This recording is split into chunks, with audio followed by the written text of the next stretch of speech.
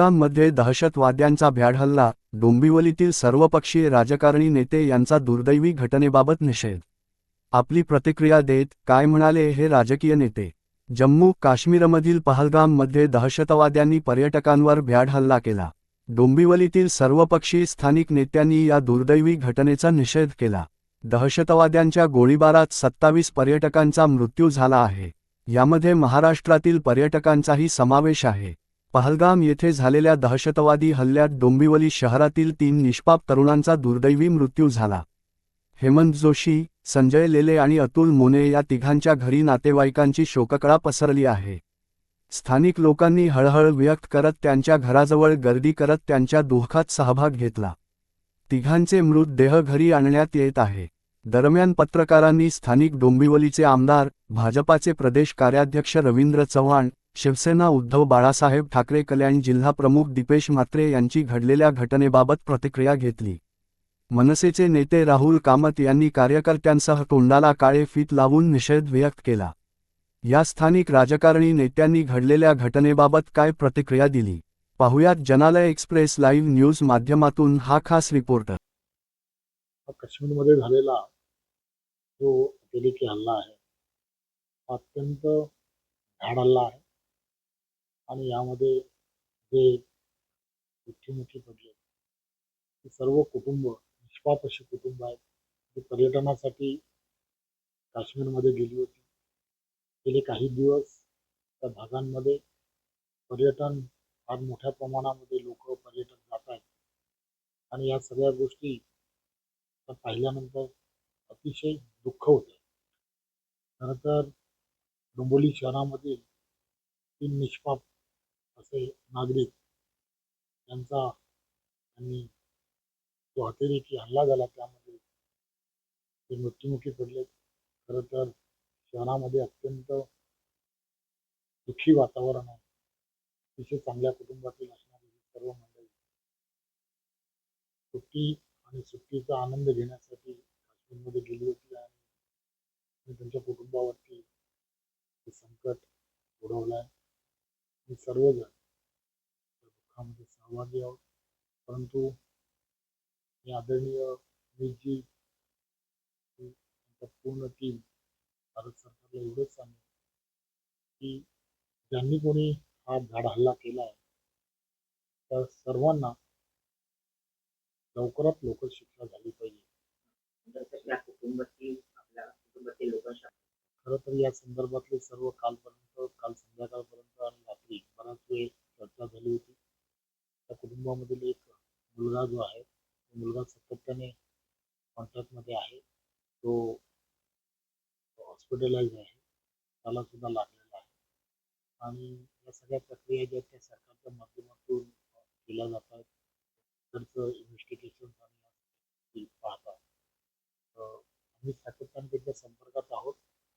तर आता कधी आणि केव्हा हे आज आता सांगता येणार नाही, परंतु नक्कीच आम्ही सगळेजण ते सर्व तिकडची असणारी परिस्थिती आणि या सगळ्या आम्ही त्यांच्या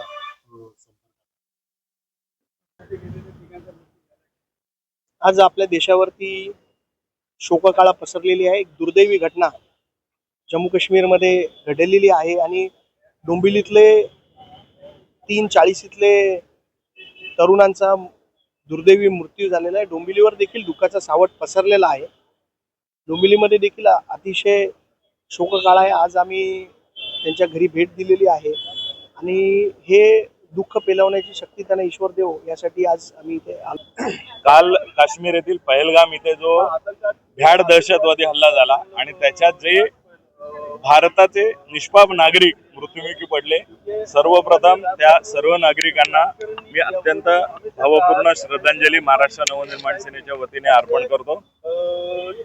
या हल्ल्यात डोंबिवली शहरातील 3 आमचे बांधव हे देखील मृत्युमुखी पडलेले, श्रीयुत अतुल मोने, श्रीयुत हेमंत जोशी आणि श्रीयुत संजय लेले.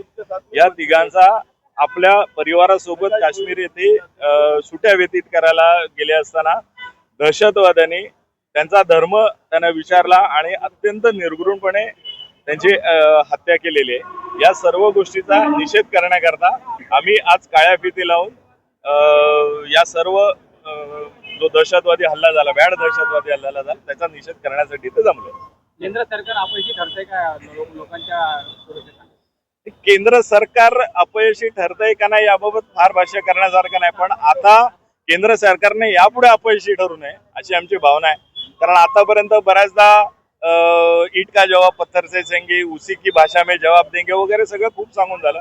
पण आता मला वाटतं ही लोकांच्या सहनशीलतेची हद्द झालेली आहे. त्यामुळे सरकारने कठोरात कठोर पावलं उचलून हा जो पाक पुरस्कृत दहशतवाद आहे हा याचा कायमस्वरूपी बिमोड करावा अशी आम्ही मागणी करतो.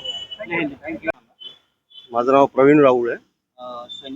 लेले जे आहेत हे तुमचे लहानपणापासूनचे मित्र हो, आहेत. आम्ही म्हणजे काय एकत्रच माहिती सांगाल? आम्ही एकत्रच क्रिकेट वगैरे खेळायचो आणि नंतर मला त्यांच्या घरी पेपर वगैरे पण होता. हा. नंतर म्हणजे आपलं म्हणजे एवढं त्यांच्याशी म्हणजे हे होतं की त्यांच्या आई वडील वगैरे पण आहेत ना, ते कधी मी त्यांच्या घरी बिल वगैरे घ्यायला गेलो तरी असं कधी त्यांनी मला बाहेर बिल वगैरे दिले नाही, या घरात बसा किंवा चहा हे. आणि हा संजय पण एवढा म्हणजे सगळ्यांशी ज्या मित्रांशी होता ना मन मिळावं एकदम. हं. आणि कधी कुठे रस्त्यात वगैरे भेटला तरी हाक मारल्याशिवाय काय प्रवीण कसा आहेस. तर मी आता जेव्हा मी हे वाचलं ना तेव्हा मला एवढा शॉक लागलाय की विचारून सोय नाही. आणि आता तो सध्या इथून म्हणजे समोर पहिले राहायचा, आता इथून सोडून पुढे कुठेतरी राहायला गेलाय. मला काय तेवढी कल्पना नाही. संजय लेले यांचा स्वभाव कसा होता? एकदम सांगतो काय मन मिळावा होता आणि फार म्हणजे मस्करी वगैरे करणं किंवा हे करणं एकदम म्हणजे फ्रँकली होता सांगायचं. तुम्हाला ही माहिती कधी कळली आणि मी आता सकाळी जेव्हा पेपर बघितला तेव्हाच मला समजलं. कारण काय मी स्वतः मोबाईल वगैरे काही वापरत नाही, त्याच्यामुळे मला याची काही कल्पनाच नव्हती की असं काही झालंय वगैरे.